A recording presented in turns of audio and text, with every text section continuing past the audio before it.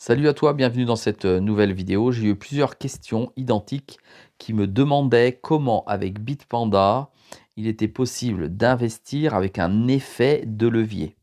Alors je rappelle quand même au passage que l'effet de levier c'est très dangereux puisque ça vous procure un risque supplémentaire de sortir du marché. I never miss, that's fact. Taking big swings, each hand to the bat. Put me in the ring, you'll go out in a bag. Cause I sing what I mean and I bring it to the mad light. Ain't got time to kill, I got time to feel. I took a red pill. I know life's short so I wanna live real. But how's it supposed to feel? Ça veut dire que votre capital doit être bien plus important que ce qu'en général vous imaginez devoir avoir. Si vous faites du x2, du x3 ou du x4, ça va amplifier la perte comme ça amplifie le gain. Ça signifie qu'il va falloir avoir une profondeur de compte beaucoup plus importante. Alors quand je dis ça, la plupart des gens disent ouais, d'accord, on comprend. Mais en fait, les gens ne comprennent pas du tout puisqu'ils agissent quand même en ce sens et ils se font éjecter du marché. Alors sur Bitpanda, vous avez deux possibilités. Vous avez la possibilité d'acheter directement avec un effet de levier, mais vous avez aussi la possibilité de rentrer sur leur plateforme de trading.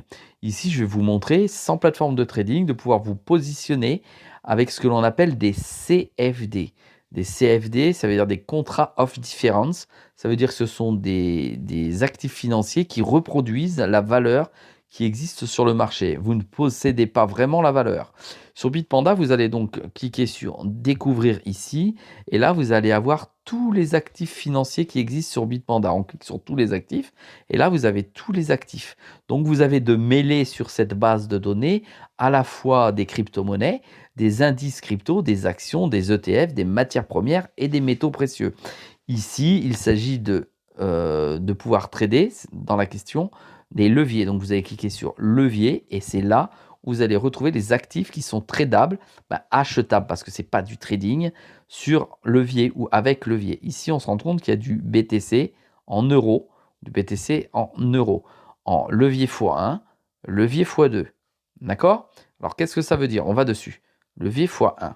Levier x1, ça veut dire que vous allez acheter un CFD short. Short. Ça veut dire que vous pariez sur la baisse du BTC. D'accord? On voit le sens de la flèche ici. Regardez, je viens sur un BTC long. Voilà, on voit le sens de la flèche ici. Ça monte. Long égale ça monte. Short égale ça descend. D'accord? Voilà. Alors, on se rend compte de quoi? On a le graphique, mais comme on ne fait pas du trading, le graphique ne sert pas à grand-chose. On a des données et ça nous explique de quoi il s'agit avec le levier. Je vous le lis, c'est extrêmement important, même si ça fait sourire certaines personnes.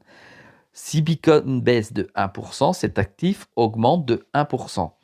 65,69% des clients particuliers perdent de l'argent lorsqu'ils tradent des CFD avec ce fournisseur.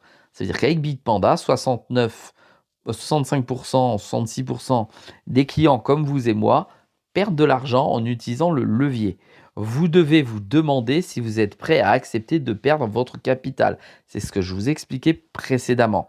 D'accord? Donc, à propos de Bitcoin euro en short x1, l'effet de levier x1 short génère des gains lorsque le prix de base diminue par rapport à l'euro et des pertes lorsque le prix de base augmente sans effet de levier.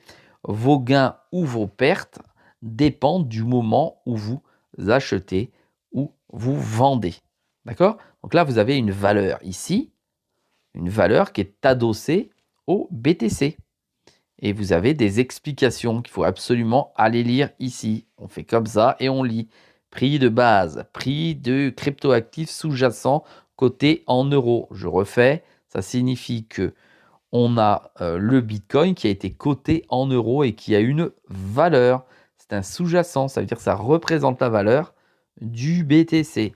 Donc on peut le trader, pardon, encore, même moi j'arrive à me tromper. On peut le trader à la vente ou à l'achat. On peut faire de même sur le Cardano, mais uniquement à l'achat.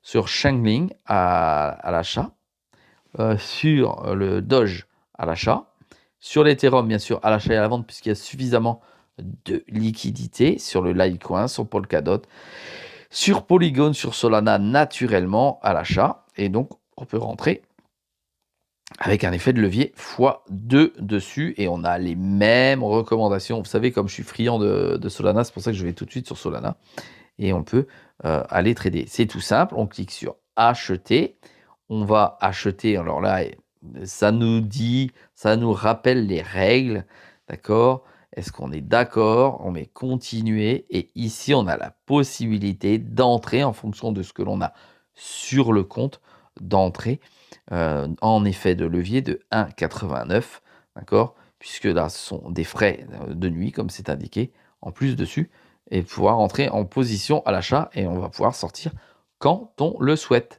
J'espère que vous avez compris que dans cette vidéo, ben, vous êtes capable de dire je vais prendre des risques ou pas prendre de risques. De toute façon, je vous invite à vous renseigner absolument, c'est important, sur les effets de levier et sur votre compréhension de l'achat et de la revente de CFD. Je vous dis à très vite dans une prochaine vidéo. Merci pour le pouce bleu et un commentaire exclusivement sur cette vidéo reste appréciable. Allez, ciao!